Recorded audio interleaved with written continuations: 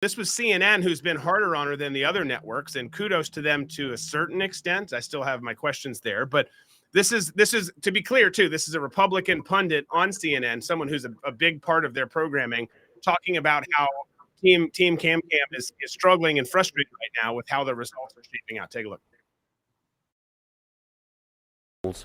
That came out yesterday. Quinnipiac, our CNN polling, the Gallup poll indicators right now.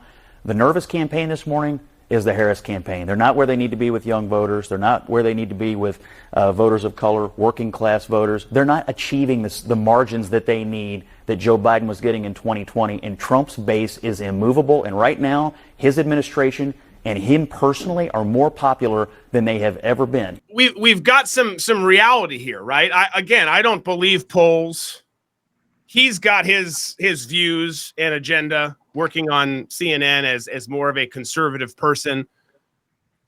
But you can see that there's a lot of people. We've shown lots of town halls. We showed one earlier this week on MSNBC where she did the interview, and there's people who by all means are for her. And why they're for her could be as simple as they hate Trump, or if some of them are actually for her for whatever reason. But there's a lot of people who would just have a lot of questions and concerns and don't think she's the right person, because she's really not. I mean, of all the people the Dems could have gone with, they certainly could have gone with someone else. I mean, who would have been a better challenge? I mean, there's a lot of people we talked about on this program who I said if they put up this person or this person, Trump loses for sure. And instead, they chose someone who polled so poorly. And you can see, I wish we had this graph. There's a graph that showed her likability and her poll numbers, and how they just over the last several years were tanking. And then as soon as they gave her the nomination, because reminder, none of you Democrats who are here actually got to vote as to who your nominee was going to be. She was installed. Please remember that, because that's a key part in this story. You guys had no say whatsoever. But there were better candidates. But you can see this, man. I mean, she's just there's nothing beneath the surface here with this lady. There's just not. She cannot be trusted to do all these things.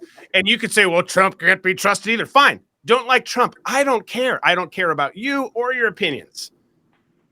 But you can't turn around and then say, I think she would do a great job. Please tell me you're not that dumb that you would think that she'd be the person to manage this country. She's just not. Whether you live at the beach, are going to one, or just want to imagine yourself there, Red Beach Nation has the comfy, patriotic apparel for the occasion. Founded by a former counterterrorism officer and war veteran of both the Afghanistan and Iraq wars, Red Beach Nation is committed to upholding the American values and principles that we all hold so dear. So grab your swag and rep the nation. Visit redbeachnation.com and use the promo code on your screen to save 10% off. Again, that's redbeachnation.com.